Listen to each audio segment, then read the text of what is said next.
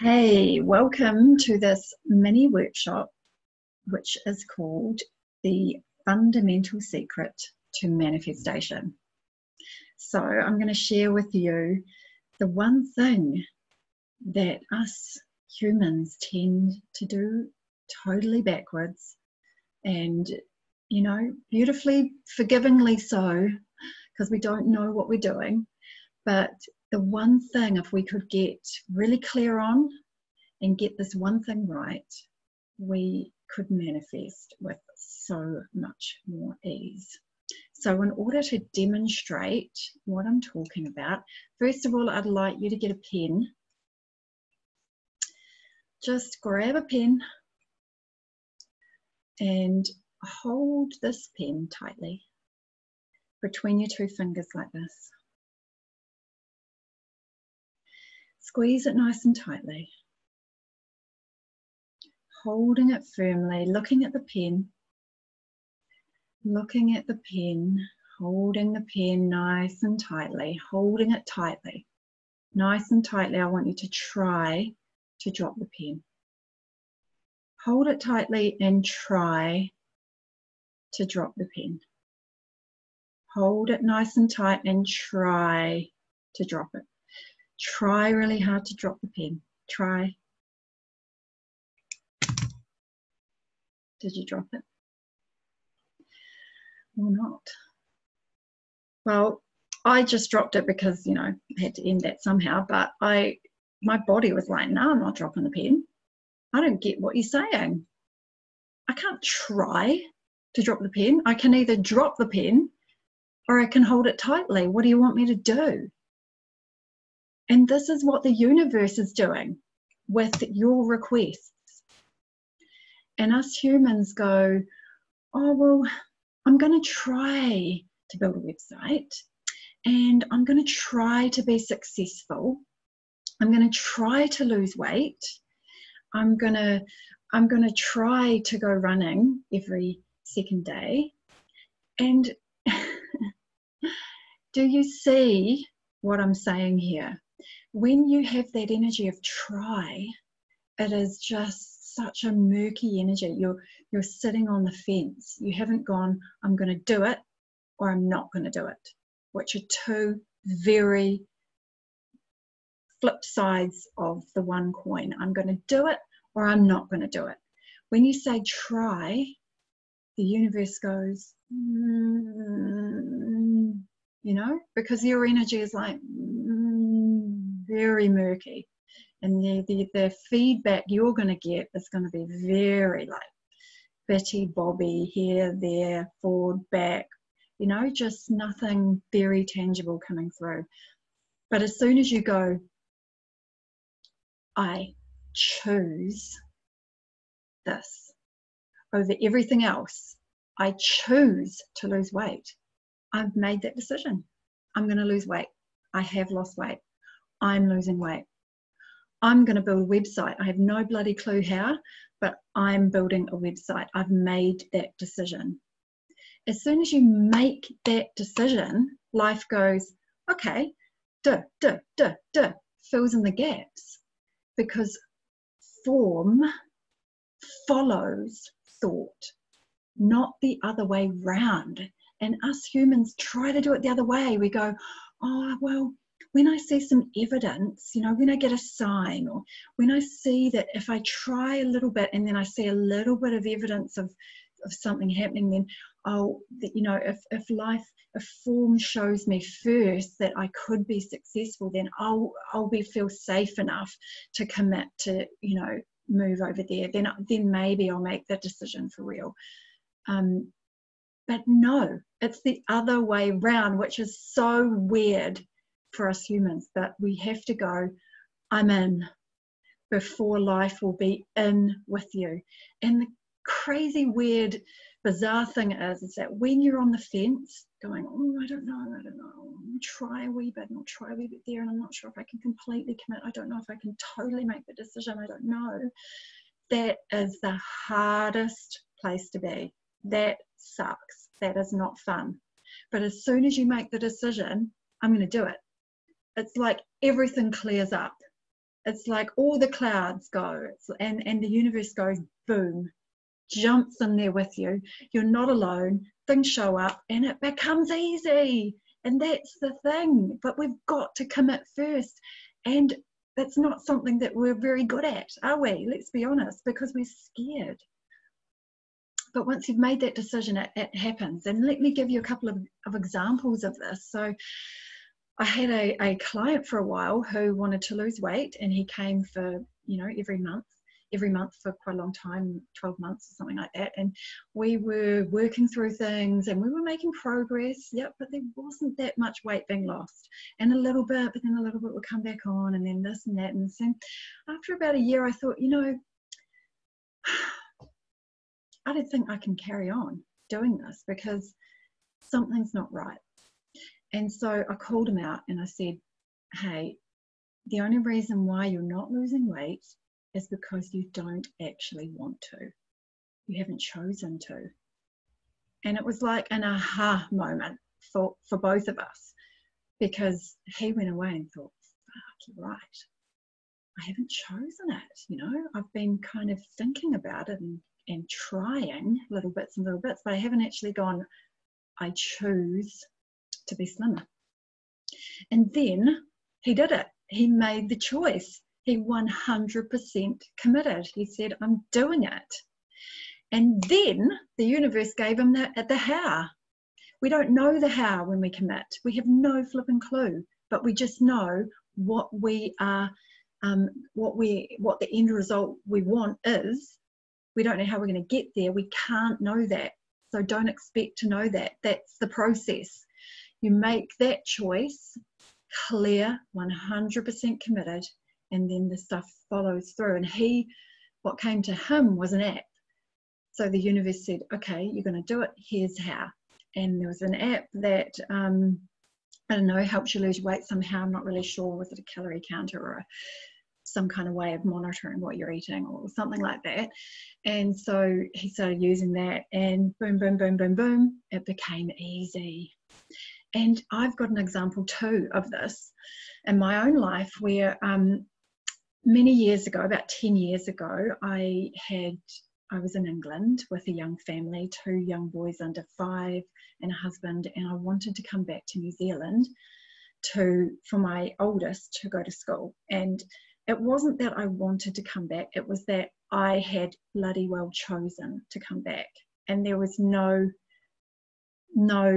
other way that it could go in my mind. I was like, I am not sending him to school here just because, I don't know, that's just how I felt. I wanted him to go to school in New Zealand. That was my choice, absolutely 100. And we had nothing, no money. I'm not joking, we had nothing. I mean, we got paid, we got benefits, we got little bits and pieces of this and that, and it was gone, at the end of the week. We had nothing. There was no logical way that we could get enough money to come back to New Zealand, but I didn't care. I'd made that choice. And so every day I did this meditation. So I decided that we would need £5,000, which at the time was like 15,000 New Zealand dollars roughly. And I thought that'd be enough to, buy 4 fares, and to put a bond down on rental property in New Zealand and buy some furniture and so on and so on. So £5,000, that was my figure.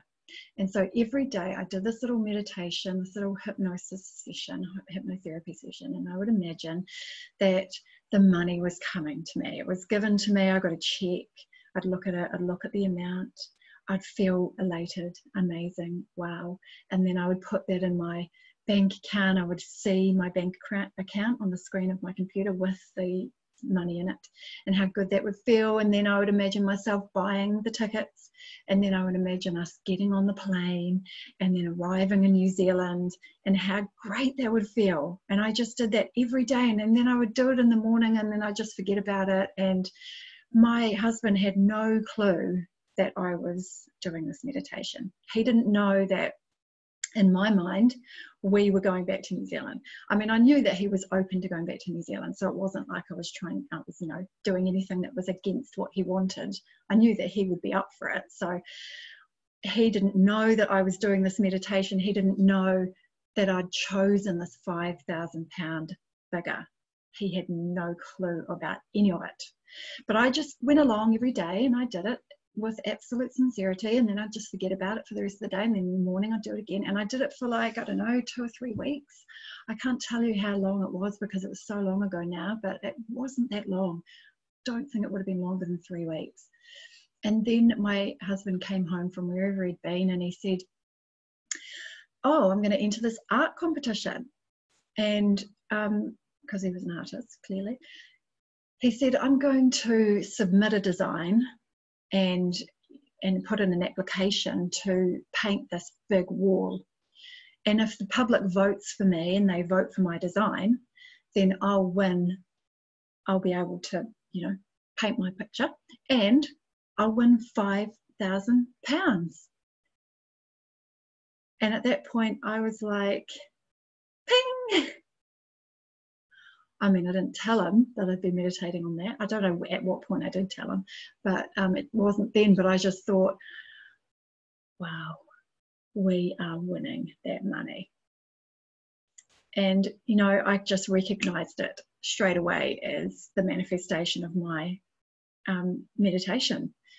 And we did win. And we got the £5,000 and we came back to New Zealand as planned in my meditation.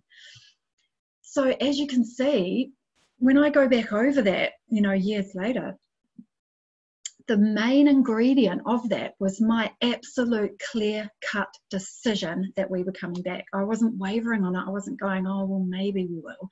If we get the money, then we could. But come on, there was no way we were going to get that money from a try energy. There was no way. We were not. I mean, I was looking after 2 little kids under 5. My husband was working very sporadically, doing this and that, just, you know, when he could. There was no way. But the universe doesn't have lack. And there are a million, thousand, trillion, billion, squillion ways that your manifestation can come to you, and it will be super creative. It will be nothing that you could have thought of with your mind. Think about how expansive and limitless the universe is. All you need to do is direct it with your choice. You are the director of your own movie. You're directing the energy. And you do that by making a decision. And it has to be 100% in, 100% clear. So let's bring this back to you. Get a pen and paper. You've already got a pen. Write down what it is that you want. What do you want? What have you been wanting to manifest? And then I want you to ask yourself, in all honesty, have you chosen it? Feel your energy. Are you on the fence or are you 100% in? Have you chosen it?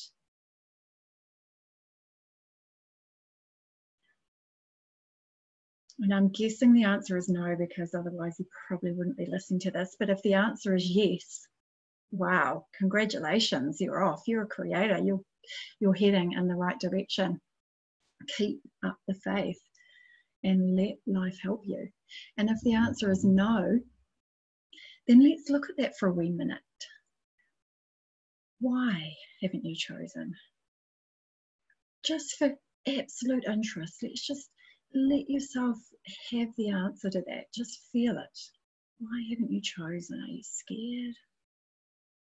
Do you need more confidence? Do you need to have some evidence first? Do you need some facts? What is it that you need in order to feel safe enough to make that decision? Really feel that. This is really important stuff, because that part of you right there that's scared and fearful and hesitant, that is just one part of you. That's not all of you. It's not who you are. It's one little part of you that needs some reassurance, needs some help from you in order to come along with you on where you want to go. And here's one way that you can help that part of you. Change your goal from an ego-centered goal into a soul-centered goal. So what I mean by that is, if you say an ego-centered goal would be, I'm going to write a book and I'm going to sell millions of copies and it's going to be on the bestseller list and I'm going to be famous. That's an ego-centered goal. If we want to change that, use the same goal, but let's change it to be a soul-centered goal, would sound like, I'm going to write a book and I'm going to inspire millions of people with my words. I'm going to touch their hearts and I'm going to help them. And I'm going to be feeling so amazing because I've helped so many people with my words. You know, that's the soul-centered version of that. Kate, something else that's really important, forget money. Just don't even worry about money. We're so obsessed with money in our culture because we've got this idea that it's an ego idea. We think, oh, if we have this much money, we're going to, you know, we'll be better than, or we'll have, and we'll be okay, and we'll be good enough, and all of that BS, which, you know, isn't true because it's just the next thing and the next thing and the next thing. Call it out. The truth is, do things for the ultimate, like, fulfillment of your heart.